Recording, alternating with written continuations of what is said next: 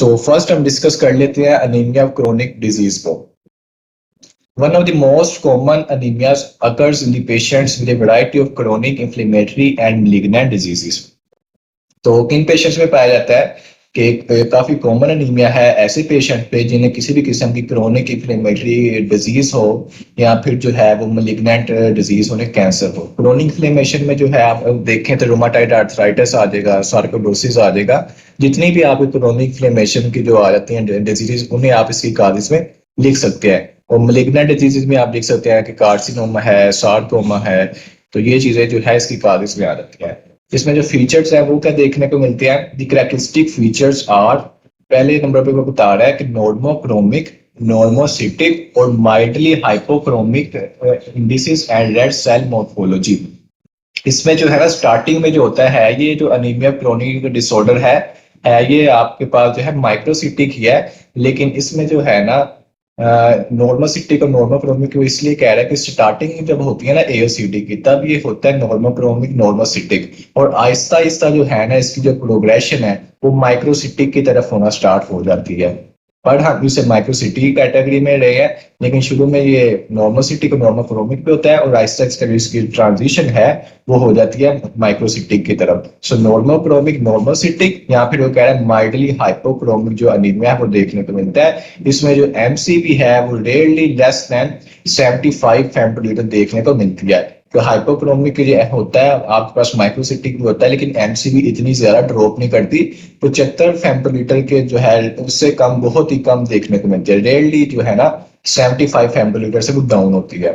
और जो है इसमें mild and non progressive anaemia है। इसमें जो एचबी है वो भी जो है ना वो 9 जो ग्राम है पर डेसीलीटर, 9 ग्राम पर डीएल है, उससे जो है ना वो डेली कम होती है। यानी कि इतनी ज्यादा जो है ना इंडिसेस उसमें जो है ज्यादा चेंजिंग नहीं आती। एमसीवी देखें तो वो भी 75 से जो है इतनी कम नहीं होती, 75 से ऊपर ही रहती है।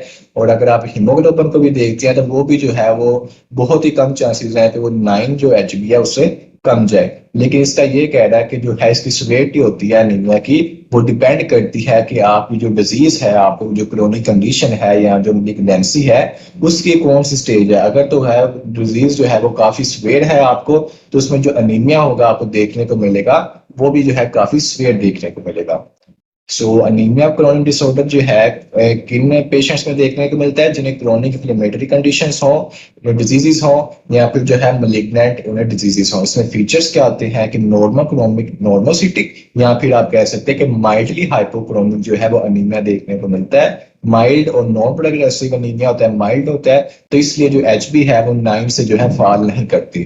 और इसकी जो सिवियरिटी है डिपेंड करती है कि जो डिजीज है वो जो है वो किस स्टेज पे, अगर वो डिजीज है वो ज्यादा सिवियर है तो इसमें जो अनीमिया है वो भी काफी ज्यादा सिवियर देखने को मिलेगा। इसमें वो कह रहा है कि both the serum iron and the TIBC are reduced. अब वो लैब डायग्नोसिस की इसमें वो बात कर रहा है कि इसमें जो सीरम आयरन है वो भी कम होता है और जो टीआईबीसी है वो जो है वो भी कम होती है। तो यहाँ से आपको आइडिया हो जाएगा कि इसमें टीआईबीसी भी है कम है, तो आप कह सकते हैं कि इसमें जो सीरम फेरिटिन है वो ज्यादा होगा। सो यहाँ पे 3 जो पॉइंट्स आपके क्लियर हो गए हैं कि सीरम आयरन है वो जो है कम है, टीआईबीसी है वो भी कम है, और इसके अलावा जो सीरम फेरिटिन है वो रेज्ड होगा।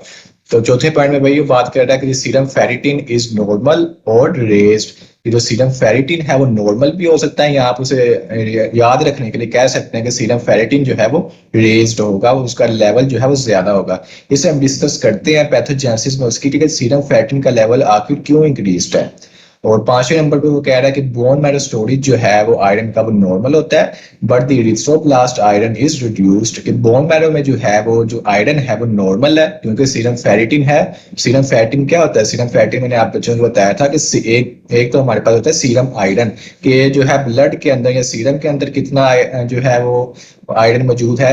दूसरा होता है कि सीरम फेरिटिन जो कि स्टोरेज फॉर्म होती है वो आपके जो है बोन मैरो में या लिवर में जो मैक्रोफेजेस हैं वहां पर वो स्टोर होता है। तो चौथे पॉइंट वो कह रहा है कि सीरम फेरिटिन नॉर्मल है या रेज्ड है। तो 5वें में वही उसकी एक्सप्लेनेशन कर रहा है कि बोन मैरो जो स्टोरेज का आयरन है वो नॉर्मल है, लेकिन जो इरिथ्रोब्लास्ट का आयरन है ना वो कम है। तो इसकी पैथोजेनेसिस में ये बातें आपको क्लियर हो जाएंगी। पैथोजेनेसिस अगर हम देखें तो कहता है कि इसकी जो पैथोजेनेसिस है, the pathogenesis of this anemia appears to be related to the decreased release of iron from macrophages to the plasma because of raised serum hepcidin levels, reduced red cell lifespan, and an inadequate disproportionate response to anemia caused by the effects of cytokines such as IL-1 tumor necrosis factor on the erythropoiesis. इसमें वो कह रहा है कि होता क्या है इसकी पैथोजेनेसिस में कि डिजीज कंडीशन है कि पेशेंट को किसी भी किस्म का जो है क्रोनिक इन्फ्लेमेशन है या मैलिग्नेंसी है, तो उसकी बॉडी के अंदर जो है ना साइटोकाइंस है ना वो रिलीज होना स्टार्ट हो जाते हैं। साइटोकाइंस कौन से इंपॉर्टेंट है? IL-1 and TNF। अब ये जो साइटोकाइंस है ना ये आपकी दो जगहों पर मेनली एक्ट करते हैं। ये एक्ट करते हैं आपके बोन मैरो के ऊपर, और बोन मैरो पे जब ये एक्ट करते हैं तो वहां पर जाकर जो है ना इरिथ्रोपोइटिन की जो एक्टिविटी है उसे जो है ना ये कम कर देते हैं। जब इरिथ्रोपोइटिन की एक्टिविटी जो है वो कम हो जाती है तो हमें नॉर्मोसिटिक नॉर्मोक्रोमिक एनीमिया देखने को मिलता है। अच्छा, एक इसका फैक्ट आ गया है बोन मैरो के ऊपर। दूसरा इसका जो इफेक्ट होता है ना वो होता है लिवर के ऊपर। ये साइटोकाइंस जाते हैं लिवर के ऊपर, एक्ट करते हैं और वहां पर जाकर जो है ना हेप्साइडिन का जो लेवल है उसे इंक्रीज कर देते हैं। जो हेप्साइडिन का आपको आइडिया है कि हेप्साइडिन का जो फंक्शन मैंने आपको बताया था कि जो हेप्साइडिन है वो सीरम आयरन को, जो बॉडी आयरन है आपका जो ब्लड के अंदर है, उसे जो है वो कम करता है। तो सीरम हेप्साइडिन का जो लेवल जब ज्यादा हो जाएगा तो जो आपका ब्लड है उसमें जो आयरन है वो कम आएगा। दूसरा हेप्साइडिन का फंक्शन किस तरीके से था कि हेप्साइडिन जो होता है वो मैक्रोफेजेस जो होते हैं ना, जहां पे सीरम फेरिटिन होता है, जहां पे आयरन के स्टोर्स होते हैं, वहां से जो आयरन का रिलीज है ना उसे वो रोक के रखता है। अब नॉर्मल प्रोसेस क्या होगा कि अगर तो सीरम आयरन कम है तो बॉडी उसे कंपनसेट किस तरीके से करेगी? एक था कि अब्जॉर्प्शन जो है इंटेस्टाइन से वो बढ़ा देगी, दूसरा भी ये करेगी कि जो मैक्रोफेजेस के अंदर जो सीरम फैटिन मौजूद है वहां से उसे रिलीज करवाएगी और जो आयरन है वो आपकी आ जाएगा सर्कुलेशन में। लेकिन इसकी पैथोजेनेसिस में वो यही चीजें बता रहा है कि जो साइटोकाइंस है ना IL-1 और TNF वो क्या करते हैं, वो आपके बोन मैरो के ऊपर एक्ट करते हैं, इरिथ्रोपोइटिन की एक्टिविटी को कम कर देते हैं। दूसरा वो जो है वो आपके लिवर के ऊपर एक्ट करते हैं। जब वो लिवर के ऊपर एक्ट करते हैं तो लिवर को वो जो है स्टिमुलेट करते हैं कि वो हेप्साइडिन जो है उसे रिलीज करे। जब हेप्साइडिन का लेवल इंक्रीज हो जाता है तो होता क्या है कि मैक्रोफेजेस जो है वहां से जो है आयरन रिलीज नहीं होता, वो सर्कुलेशन के अंदर नहीं आता, और अल्टीमेटली एंड रिजल्ट क्या होता है कि जो सीरम आयरन है वो कम ही रहता है। सो यही पॉइंट्स हैं जो ऊपर जो है लैब डायग्नोसिस में भी हमने देखने हैं। तो वो कहता है कि सीरम फेरिटिन जो है वो नॉर्मल होता है या रेज्ड होता है, जबकि जो आयरन डेफिशिएंसी एनीमिया था उसमें हमने देखा था कि सीरम आयरन भी कम था, सीरम फेरिटिन भी कम था, ट्रांस फैटिन की सैचुरेशन भी कम थी। लेकिन इसमें क्या होगा, इसमें सीरम आयरन तो कम होगा लेकिन उसकी जो है पैथोजेनेसिस डिफरेंट है कि इसमें सीरम फेरिटिन है वो नॉर्मल और रेज्ड होता है, वो कम नहीं होता सीरम फैटी जो स्टोरेज है। वजह ये बनती है कि जो बोन मैरो का स्टोरेज है जहां पे जो है सीरम फेरिटिन मौजूद है वहां से जो रिलीज है ना वो जो हेप्साइडिन के इंक्रीज लेवल की वजह से उसका जो रिलीज है वो वहां से हो नहीं पाता, और अल्टीमेट रिजल्ट क्या होता है उसका कि जो सीरम आयरन है वो कम ही रहता है। सो ये उसकी जो पैथोजेनेसिस आप लोगों ने समझ लेनी है, उसकी पैथोजेनेसिस में क्या चीजें हैं। इसमें इसके अलावा काजिज का टेबल बना हुआ है कि causes of anaemia chronic disorders कौन सी काजिज आ जाती हैं। क्रोनिक इन्फ्लेमेटरी डिजीजेस का एक उसने हेडिंग बनाई हुई है, दूसरे से बनाई हुई मैलिग्नेंट डिजीजेस की। सो क्रोनिक इन्फ्लेमेटरी डिजीजेस में आप देख सकते हैं कि एक है इन्फेक्शंस और दूसरे है नॉन इन्फेक्शियस। इन्फेक्शंस में जो है वो आ जाता है पल्मोनरी एब्सेस आ जाती है, ट्यूबरक्लोसिस आ जाती है, ओस्टियोमिलाइटिस, निमोनिया, बैक्टीरियल एंडोकार्डाइटिस। जबकि जो नॉन इन्फेक्शियस है उसमें जो है आ जाता है rheumatoid arthritis, systemic lupus erythematosus, SLE and other connective tissue diseases like sarcoidosis, inflammatory bowel disease और liver डैमेज। और मैलिग्नेंसी में अगर आप देखें तो आ जाता है कार्सिनोमा किसी भी किस्म का लिम्फोमा है या सार्कोमा है। तो इन कंडीशन में जो पेशेंट्स हैं उसमें हाई चांसेस हैं कि उनमें AOCD anaemia of chronic disease develop हो जाए। इन डिजीज में होगा क्या, साइटोकाइंस रिलीज होंगे, साइटोकाइंस एक्ट करेंगे बोन मैरो के ऊपर और लिवर के ऊपर। बोन मैरो के अंदर जो है इरिथ्रोपोइटिन की एक्टिविटी उसे कम कर देंगे, अनीमिया देखने को मिलेगा। दूसरा ये लिवर के ऊपर जाके एक्ट करेंगे, हेप्साइडिन का लेवल इंक्रीज कर देंगे। जब हेप्साइडिन का लेवल इंक्रीज होगा तो जो है हमारे पास फेरिटिन है वहां से जो आयरन है वो विद इन दी सर्कुलेशन नहीं आएगा, और एंड रिजल्ट यही होगा कि जो सीरम आयरन है वो कम देखने को मिलेगा। अब हम देखते हैं कि AOCD में किस तरीके से जो है चीजें आती हैं। सीरम आयरन का मैंने बताया था कि सीरम आयरन का मतलब ये है कि आपके ब्लड के अंदर, आपके सीरम के अंदर आयरन है वो कितना मौजूद है, कम है या ज्यादा है। सीरम फेरिटिन मैंने आपको बताया था कि आयरन की जो स्टोरेज फॉर्म है उसे आप फेरिटिन कहते हैं। सीरम फेरिटिन लफ्ज तो सीरम फेरिटिन ही है, लेकिन आपने इसे जो इन सेंस जो समझना है वो इन सेंस इस सेंस में से समझना है कि जो बोन मैरो के अंदर या फिर जो लीवर के अंदर जो है ना आयरन का स्टोरेज, उसे ये सिग्निफाई करता है। सीरम आयरन जो है वो ब्लड के रिलेटेड आपको इंफॉर्मेशन देता है कि ब्लड के अंदर कितना आयरन है। सीरम फेरिटिन जो है वो आपको बोन मैरो स्टोर्स जो होते हैं, फेरिटिन होते हैं या हीमोसिट्रीन होते हैं, उसके बारे में जो है आपको जो है इंफॉर्मेशन प्रोवाइड करता है। परसेंटेज ट्रांसफेरेंट सैचुरेशन का भी आप लोगों को आइडिया है कि ट्रांसफेरिन क्या करता है, वो आयरन की जो है वो ट्रांसपोर्ट करता है। तो इसकी जो सैचुरेशन है उसे भी आप मेजर कर सकते हैं। और टीआईबीसी होता है टोटल आयरन बाइंडिंग कैपेसिटी, इसका प्रॉपर कॉन्सेप्ट भी है, लेकिन शॉर्ट टाइम में आप इसे जो है वो इस तरीके से समझ सकते हैं कि टीआईबीसी जो है वो इनवर्सली प्रोपोर्शन आएगी सीरम फेरिटिन के। अगर सीरम फेरिटिन जो है बोन मैरो स्टोर जो है वो ज्यादा है तो टीआईबीसी जो है वो कम देखने को मिलेगी। अच्छा, इसमें जो है ना स्टार्ट करते हैं हम सीरम आयरन से। अब एओसीडी में क्या है कि जो सीरम आयरन है वो कम है, just like iron deficiency anaemia. लेकिन इसे देखें सीरम फेरिटिन को, तो सीरम फेरिटिन में जो है, तो सॉरी एओसीडी में अगर आप देखें तो सीरम फेरिटिन जो है वो इंक्रीज्ड है। इसका जो है आप लिंक करें उसकी पैथोजेनेसिस के साथ, जो सारी आपको पैथोजेनेसिस मैंने बताई है उससे आप जब लिंक करेंगे तो आपको जो है चीज याद हो जाएगी कि जो सीरम फेरिटिन है वो इसमें जो एओसीडी है इंक्रीज होता है। और बाकी जो है परसेंटेज जो है ट्रांसफर सैचुरेशन वो भी इसमें कम होती है, just like iron deficiency anaemia. और इसमें जो टीआईबीसी है वो जो है वो, क्योंकि वो इन्वर्सली प्रोपोर्शन है सीरम फैटिन के, तो सीरम फैटिन ज्यादा है तो आप फौरन गैस कर सकते हैं कि जो टीआईबीसी है वो कम देखने को मिलेगी। तो दोनों को अगर आप कंपेयर करें तो फर्क कहाँ पे आ रहा है, फर्क आ रहा है सीरम फैटिन के लेवल पर, कि सीरम फैटिन जो था वो आयरन डेफिशिएंसी एनीमिया में जो था वो कम था, जबकि जो एओसीडी है उसमें वो ज्यादा है। जब फैटिन का आप याद कर लेंगे तो आपको टीआईबीसी का भी आइडिया हो जाएगा कि आयरन डेफिशिएंसी एनीमिया में टीआईबीसी ज्यादा होती है, जबकि जो एओसीडी है उसमें जो टीआईबीसी है वो कम होती है। सो ये उसकी आयरन प्रोफाइल है। नेक्स्ट जो है हम देख लेते हैं सिड्रोब्लास्टिक एनीमिया को। अब जो सिड्रोब्लास्टिक एनीमिया है इसमें जो है आयरन जो है उसका जो लेवल है वो ज्यादा हो जाएगा।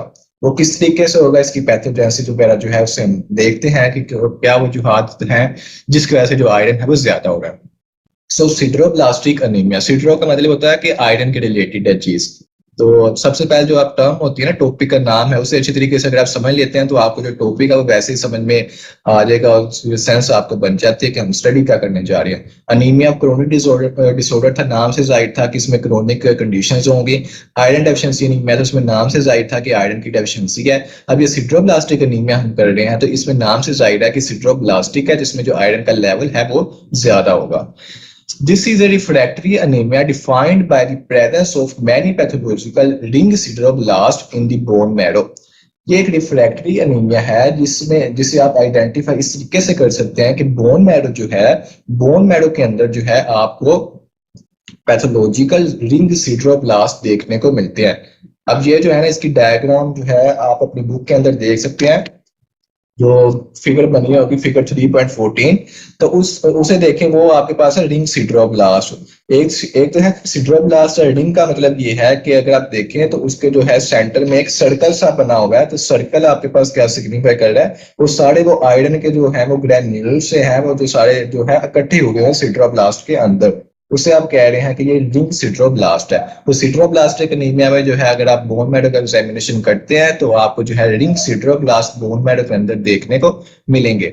These are abnormal erythroblasts containing numerous iron granules arranged in a ring or collar around the nucleus instead of the few randomly distributed iron granules seen when normal erythroblasts are stained for the iron. कह रहा है कि सिड्रोब्लास्टिक anaemia में जो सिड्रोब्लास्ट हमें देखने को मिलते हैं with in the bone marrow, वो होते क्या है, वो एक्चुअली होते हैं इरिथ्रोब्लास्ट ही, लेकिन वो होते हैं एबनॉर्मल इरिथ्रोब्लास्ट होते हैं। और उनके अंदर जो आयरन के ग्रैन्यूल्स है ना, वो जो है वो एक पोलर की शेप में या फिर रिंग की शक्ल में न्यूक्लियस के अराउंड जो है वो आपको देखने को मिलते हैं। अगर वो नॉर्मल एरिथ्रोब्लास्ट होता है उसके अंदर भी आयरन के ग्रैन्यूल्स होते हैं, लेकिन इतने ज्यादा नहीं होते कि आप उसे इतना अच्छे तरीके से विजुअलाइज कर सकें। लेकिन जो सिडरोब्लास्ट होता है उसके अंदर क्योंकि आयरन का जो है वो मसला आ रहा है, आयरन ज्यादा है, तो ग्रैन्यूल्स ज्यादा होते हैं, वो एक पोलर या फिर रिंग की फॉर्म में जो है आपको नजर आते हैं। तो एरिथ्रोब्लास्ट के अंदर जो है न्यूक्लियस मौजूद होता है। सो सिडरोब्लास्ट क्या है? सिडरोब्लास्ट जो है एबनॉर्मल एरिथ्रोब्लास्ट है, जिसमें आयरन के ग्रैन्यूल्स एक रिंग या कोल्डर की फॉर्म में न्यूक्लियस के गिर्द जो है वो इकट्ठे हो जाते हैं, और उसे आप जब बोन मैरो में जो है स्टेनिंग करेंगे तो आप वो क्लियरली जो है आप उन्हें देख सकते हैं। There is also usually erythroid hyperplasia with ineffective erythropoiesis। तो इसमें इसके अलावा जो है ना इनफेक्टिव इरिथ्रोपोइसिस हो रही होती है और एरिथ्रोइड हाइपरप्लेजिया होता है, यानी कि जो एरिथ्रोइड के प्रिकर्सर्स हैं वो काफी ज्यादा आपको देखने को मिलते हैं। Sideroblastic anaemia is diagnosed when 15% or more of the marrow erythroblast are ring sideroblast. Sideroblastic anaemia का आप डायग्नोसिस किस तरीके से कर सकते हैं? इसका डायग्नोसिस है तब कंफर्म होगा जब आप देखेंगे, बोन मैरो की स्टडी करेंगे तो बोन मैरो के अंदर जो एरिथ्रोब्लास्ट आप देखेंगे, तो अगर तो है 15% से ज्यादा जो है रिंग सिडरोब्लास्ट देखने को मिले, तो उसका मतलब है कि इस पर्सन को सिडरोब्लास्टिक एनीमिया है। आप बोन मैरो का एग्जामिनेशन करें, आप लेट करें कि आप 100 सेल जो है वो देखते हैं अंडर द माइक्रोस्कोप। अब 100 सेल्स में से अगर तो जो है 15 जो सेल्स हैं या 15 से ज्यादा जो सेल्स हैं वो सिडरोब्लास्ट है, सो इसका जो डायग्नोसिस है वो कंफर्म हो जाता है कि ये सिडरोब्लास्टिक एनीमिया है। ये पॉइंट जो है ये आपने याद रखना है एमसीक्यू के पॉइंट ऑफ व्यू से भी, और वैसे आपको वाइवा में भी ये क्वेश्चन जो है पूछा जा सकता है कि कितनी परसेंटेज होनी चाहिए, तो 15% या फिर इससे ज्यादा रिंग सिडरोब्लास्ट आपको बोन मैरो के अंदर मिलने चाहिए अगर आपने जो है डायग्नोसिस बनाना। पैथोजेनेसिस पे अगर हम देखें तो इसकी पैथोजेनेसिस इस तरीके से है कि सिडरोब्लास्टिक एनीमिया में क्या होता है कि सिडरोब्लास्टिक एनीमिया में आयरन का जो लेवल है वो इस तरीके से ज्यादा होता है कि जो हीम का बनने का प्रोसेस है ना, उसमें जो है मसला चल रहा होता है कि जो एंजाइम्स इन्वॉल्व है हीम को बनाने के लिए, जो एंजाइम्स हैं उनकी हेरिडिटरी जो है ना प्रॉब्लम आ रही होती है। तो जब एंजाइम्स अच्छी तरीके से वर्क नहीं करते तो अल्टीमेटली हमारे पास हीम भी नहीं बनता। तो हीम मेटाबॉलिज्म को अगर आप देखें तो सबसे पहले होगा सक्सिनाइल कोए, वो जाता है एएलए में। अमीनो जो इसमें हमारे पास बन जाता है अमीनो लैम्यूनिक एसिड जो है ना, उससे उसमें कन्वर्ट हो जाता है with the help of enzyme ALA synthase. ALA जो है वो जो है पोर्फोबिलिनोजन में जो है वो कन्वर्ट होता है with the help of ALA dehydrogenase, और ये जो है कन्वर्ट हो जाता है पोर्फायरिन में, और जो है आयरन के साथ मिल जाता है, और अल्टीमेटली जो हमारे पास हीम देखने को मिल जाती है। तो हीम के जो बनने का प्रोसेस है उसे शो किया हुआ है। अब अगर किसी भी लेवल पे जो ये एंजाइम्स इन्वॉल्व है, ये एएलए सिंथेज है या एएलए डिहाइड्रोजिनेस है, फिरोचिलिटेस है, इन एंजाइम्स में अगर मसला आएगा तो क्या होगा कि हीम जो है वो नहीं बन पाएगी। मोस्ट कॉमनली आप याद रख लें कि एएलए सिंथेज है ना, उसकी प्रॉब्लम आ रही है। एएलए सिंथेज का मसला आएगा तो सारे जो नीचे वाले स्टेप्स हैं कोई भी प्रोसेस नहीं होगा, यहाँ पर ब्लॉकेज लग गया है, यहाँ पे ब्लॉकेज हो गया, तो आयरन जो है ना, आयरन तो फ्रीली अवेलेबल था, लेकिन अब आयरन जो है वो ज्यादा अमाउंट में जो है वो इकट्ठा हो जाएगा, क्योंकि उसे जो है प्रोटोफायरिन रिंग नहीं मिल रही। हीम में के दो चीजें होती है ना कि आपके पास जो है प्रोटोफायरिन होता है और साथ में आयरन होता है। अब प्रोटोपोरफायरिन जो रिंग है या जो आपके पास जो है चीज है वो नहीं बन रही, तो आयरन जो होगा वो जो है वो एक्सेस में हो जाएगा। तो इस तरीके से जो है ना पैथोजेनेसिस में अगर आप देखें तो आपको आइडिया हो जाता है कि आयरन की जो क्वांटिटी है वो किस वजह से जो है वो ज्यादा हो रही है।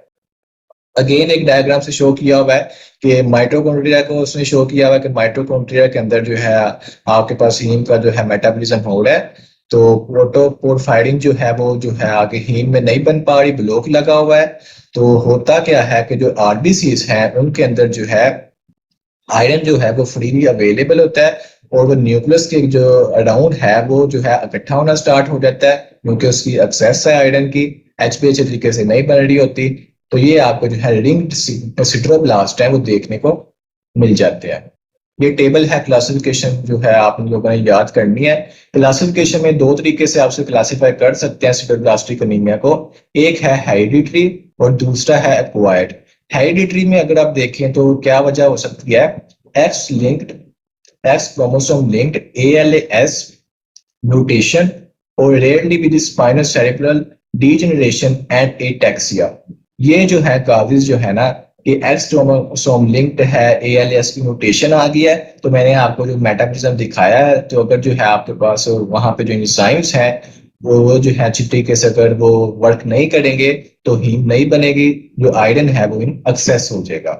और नेक्स्ट पॉइंट में लिखा हुआ है कि usually occurs in the mails transmitted by females also occurs rarely in females, क्योंकि ये एक एक्स लिंक्ड एक डिजीज है। तो एक्स लिंक्ड डिजीज का आप लोगों को आइडिया है कि जो एक्स लिंक्ड डिजीजेस होती हैं वो मेल्स के अंदर जो है मैनिफेस्ट होती हैं, फीमेल्स के अंदर जो है वो मैनिफेस्ट नहीं होती हैं। फीमेल्स सिर्फ और सिर्फ एक्ट करती हैं एज ए कैरियर। इसके अलावा दूसरे रेयर टाइप्स हो सकते हैं। एक्वायर्ड में अगर आप देखें तो एक्वायर्ड में जो है प्राइमरी में अगर आप देखें तो आ जाता है माइलोडिस्प्लेसिया आ जाता है, रिफ्रैक्टरी एनीमिया विद रिंग सिडरोब्लास्ट। इसके अलावा जो है रिंग सिडरोब्लास्ट फॉर्मेशन लेस देन 15% रिस्टोब्लास्ट में आल्सो ओकर इन द बोन मैरो इन। कह रहा है कि जो रिंग सिडरोब्लास्ट की फॉर्मेशन है ना लेस देन 15%, उसमें जो है ना आपको बाकी कंडीशंस में भी देखने को मिलती है, सिडरोफोसिस इसमें देखने को नहीं मिलती। लाइक जो malignant disease of the marrow है, माइलोडिस्प्लेसिया है, माइलोफाइब्रोसिस है, माइलोड ल्यूकीमिया है, माइलोमा है, तो इन कंडीशन में भी जो सिडरोब्लास्ट है देखने को मिल सकते हैं। इसके अलावा अगर आप ड्रग्स ले रहे हैं एंटी ट्यूबरकुलोसिस की, आइसोनियाजिड है, साइक्लोसीडीन है या अल्कोहल है, लेड है, तो इन कंडीशन में भी जो है सिडरोब्लास्ट की जो फॉर्मेशन हो जाती है।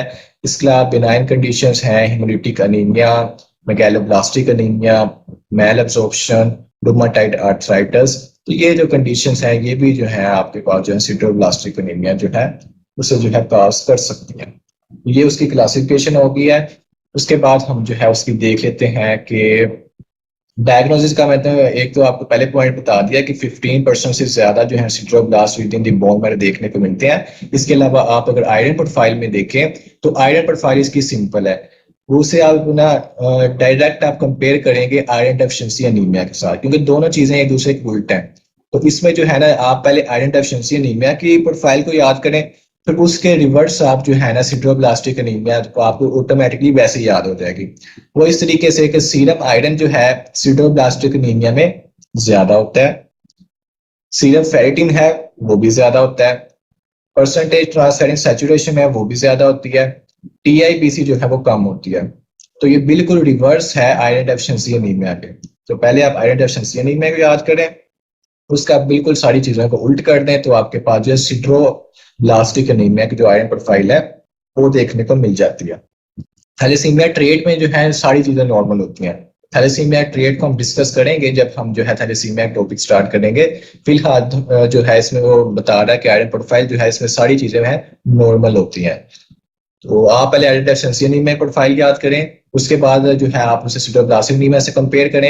एओसीडी में आपने सीरम फेरिटिन का याद रखना है, जब सीरम फेरिटिन को आप बढ़ाएंगे तो ऑटोमेटिकली टीआईबीसी भी आप चेंज कर देंगे। तो ये आपको मैं तरीका भी बता दिया आपने किस तरीके से जो आयरन प्रोफाइल है इसे याद कर लेना है। तो आपको जो है जो चारों एनीमियास हैं उनकी लैब डायग्नोसिस के मुताबिक जो है हेल्प आउट हो जाएगी।